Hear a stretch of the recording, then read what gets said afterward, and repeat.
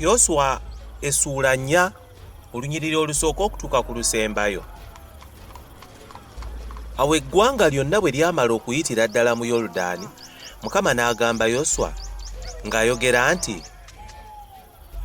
mwerondere abasajja 12 mu bantu, mu buli kikuumu, era mubalagire, nga mwogera nti, mulonde wano wakati mu Yoludaani, mu bifo ebigere by'abakabona mwe byanyweredde, amayinja 12 mugasomose, mugasse mu kisulo kye munaasulamu ekiro kino. Awo Yoswa n'ayita abasajja 12 be yateekateeka mu baana ba Isirayiri ku buli kikoomu. Yoswa n'abagamba nti, mukulembere essanduuko ya Mukama Katonda wammwe wakati mu Yoludaani. Musitule buli muntu mummwe ejjinja ku bibegabega bye, ng'omuwendo ogw'ebika eby'abaana ba Isirayiri bwe guli. Ako ke kabonero mummwe abaana bammwe bwe banaabuuzanga mu biro ebigenda okujja nga boogera nti, amayinja gano amakulu gaago ki? mulyoge mugambe nti, kubanga amazzi ga Yoludaani gaggwaawo mu maaso g'essanduuko ey'endagaano ya Mukama bwe yayita mu Yoludaani, amazzi ne gaggwaawo. era amayinja gano galibeera ekijjukizo eri abaana ba Isirayiri emirembe egitaggwaawo. Abaana ba Isirayiri ne bakola nga Yoswa bw'abalagidde, ne balonda amayinja 12 wakati mu Yoludaani, nga Mukama bwe yagamba Yoswa, ng'omuwendo ogw'ebika eby'abaana ba Isirayiri bwe guli. Ne bagasomosa ne bagatuusa mu kifo mwe baasula ne bagassaawo. Yoswa n'asimba amayinja 12 wakati mu Yoludaani, mu kifo ebigere by'abakabona abaasitula essanduuko ey'endagaano mwe byayimirira, era weegali ne kaakano.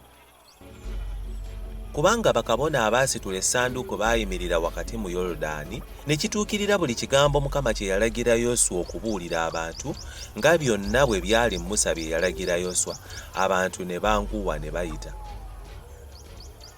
Awo abantu bonna bwe baamala okuyita, essanduuko ya Mukama n'eryoka eyita, ne bakabona mu maaso g'abantu. N'abaana ba Lewubeeni, n'abaana ba Gaadi, n'ekitundu eky'ekika kya Manase, ne bakulembera abaana ba Isirayiri ne bayita nga balina ebyokulwanyisa, nga Musa bwe yabagamba. Abantu ng'obukumi 4 abeeteeseteese okulwana ne bayita mu maaso ga Mukama eri olutalo mu lusenyi olw'e Yeriko. Ku lunaku olwo Mukama n'akuza Yoswa mu maaso g'Abayisirayiri bonna. Ne bamutya nga bwe baatyanga Musa ennaku zonna ez'obulamu bwe. Mukama n'agamba Yoswa ng'ayogera nti, lagira bakabona abasitula essanduuko ey'obujulirwa okulinnya okuva mu Yoludaani. Awo Yoswa n'alagira bakabona ng'ayogera nti, mulinnye muve mu Yoludaani. Awo bakabona abaasitula essanduuko ey'endagaano ya Mukama bwe baamala okulinnya okuva wakati mu Yoludaani, n'ebigere by'abakabona ne birinnyebwa ku lukalu, amazzi ga Yoludaani ne galyoka gadda mu kifo kyago, ne gayanjala ku ttale lyago lyonna ng'edda. Abantu ne balinnya ne bava mu Yoludaani ku lunaku olw'10 mu mwezi ogw'olubereberye, ne basula mu Gereyaali mu nsalo ey'ebuvanjuba ey'e Yeriko. N'amayinja gali 12 ge bajja mu Yoludaani, Yoswa n'agasimba mu Girugaali.